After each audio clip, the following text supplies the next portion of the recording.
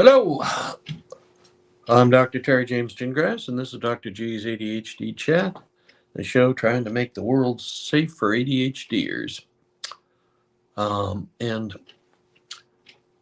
I am a clinical psychologist. I am in private practice. I am a coach.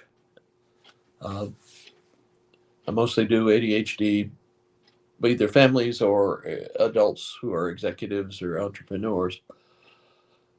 And I also am the parent of several children with ADHD, and I have married into a family that is a whole bunch of ADHD. Um, and back when we started all this, there was not even such a thing as a diagnosis of ADHD. This was back 1980 was the first time ADD was a diagnosis. 1987 was the first time ADHD was a diagnosis. Isn't that exciting? Which means basically there wasn't a whole lot of research, if any, being done on ADHD. And there still is a lot of acrimony about adults having ADHD. As late as 2020, the major professional organizations, the American Medical Association, the American Psychiatric Association, the American Psychological Association, and CHAD were all refusing to publish or refused to allow speakers who presented with the idea that there was such a thing as adult ADHD. So basically, what are we talking about? Talent. In spite of the fact that we have solid research that virtually everything human beings do is based on training and learning, we still have a firm belief in talent. Oh, she's naturally gifted, or oh, he's naturally athletic, or, you've heard variations of it, I'm sure. If you've ever been around a bunch of little league coaches, Lord, they believe in that. Oh, his brother was a great ball player, so he's probably pretty good too. Well, maybe, but it wasn't because he was born that way. It was because their old man took him out and hit balls to him every day after work. Something like that. Okay, and there's a lot of research on this. There's uh, a writer named Coyle who has basically made a living out of writing about talent. He did some serious research going to all these places around the world where there were pockets of talent in different categories. One place where there was a lot of great soccer played, another place where there was a lot of great musicians, and another place, well, you get the idea anyway, but different kinds of what we would normally call talent: musical, athletic, uh, and any other thing you can think of that's basically talent.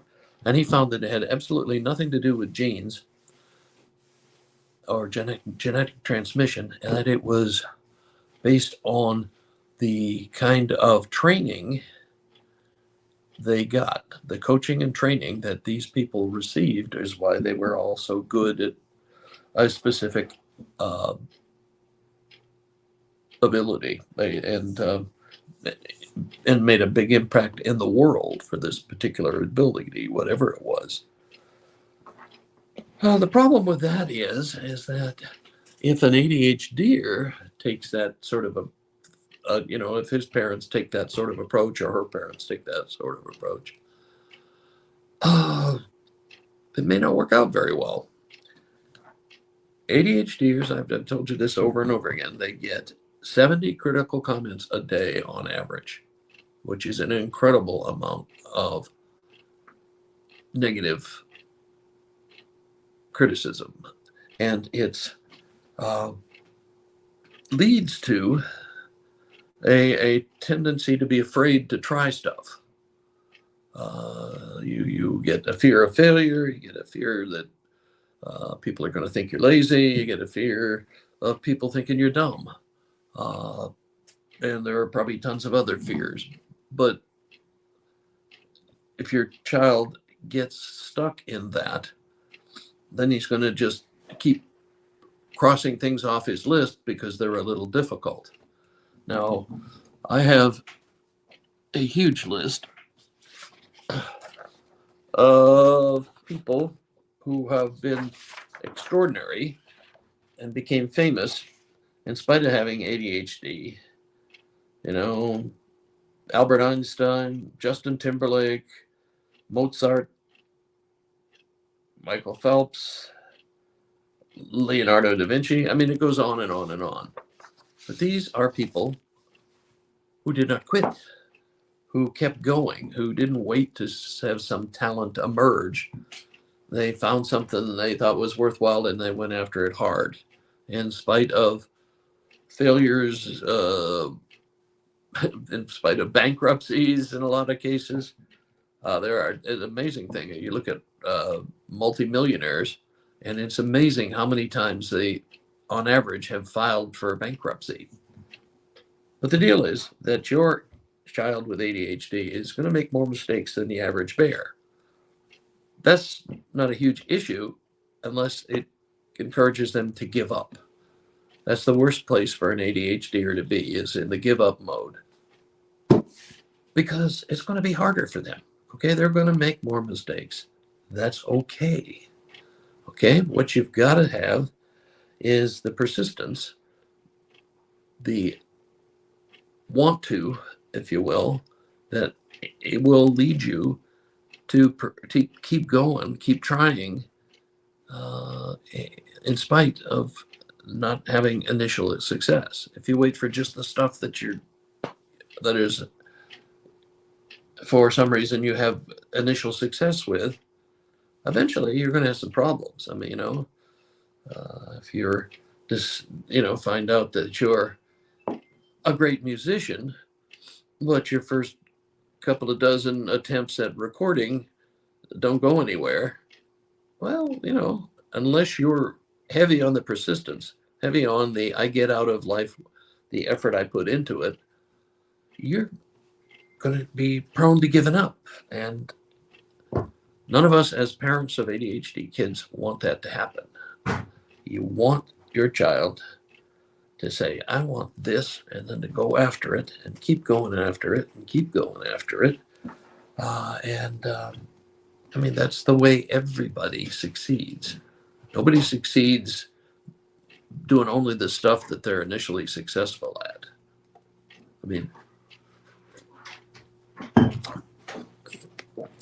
I was in first grade. I was a shy kid. Back in those days, I did not go to kindergarten. I didn't have to. I didn't like it when I went, and so I wasn't forced to. Then I went to first grade in a different state. And I was real quiet, I didn't say much, and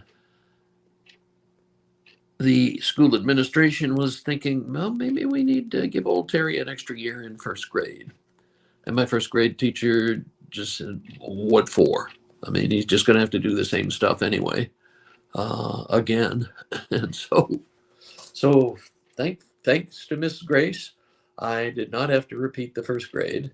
And I now get a PhD and 2 postdocs and, make my living as an intellectual.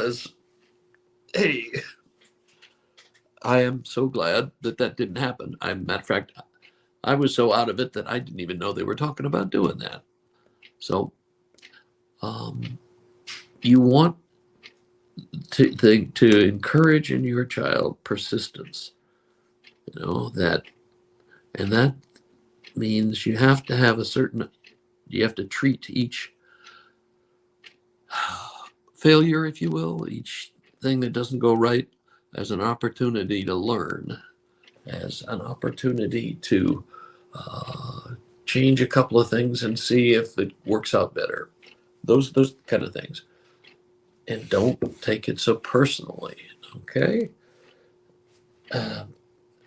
People who are highly successful in the world are basically immune to failure. They don't look at it as failure. They look at it as, well, maybe a little blasé, but as an opportunity to learn. Is, oh, well, like Einstein's famous thing after, what, 4,000 failures with the electric light bulb? He says, well, now I know 4,000 ways not to make a light bulb. And that sounds a bit, uh, well, it sounds a little, no, we really thought that? Most of us would, but you've got to teach that it's okay to not do so well the first time you try something. You just got to figure out what wasn't quite the way it should be and fix it. And developing that attitude is difficult. I mean, there is no doubt that it's difficult. It's not easy to teach. It's not easy to even recognize when you should be teaching that. But again, being an ADHD parent is not for the weak-willed or faint of heart. You have got to hang in there and recognize that your job is a little more difficult than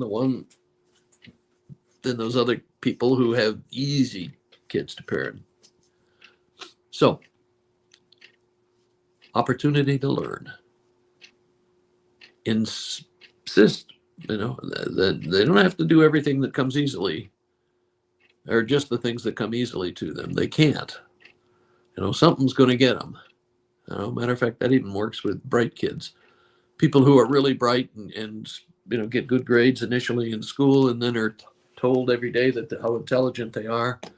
And then they hit some point in time, whether it's 8th grade or high school or the first year of college, where they aren't getting it. They aren't keeping up with the other kids. And they don't have any defenses against that if they've been told they're intelligent all their lives. They need to be told that they worked hard, and as a result, they got a good result. That also works for ADHD kids. They need to be encouraged to work hard and then praised when their performance improves. Okay? Doesn't have to, be perfect, but it needs to, if it improves, you need to recognize that and praise it. Okay, that's pretty much my shot for this week. Like I said, I'm Dr. Terry James Gingras. My website is terrygingrasphd.com. I welcome any comments you have, suggestions for new topics to cover, and so on. Let's see, I have a podcast, and it's on all the usual podcast stations. It's also called Dr. G's ADHD Chat. And I have a channel on YouTube, and that's all my social media stuff. I'm thinking about increasing that a little bit, but we'll see. Okay, we'll catch you next time. Keep up the fight.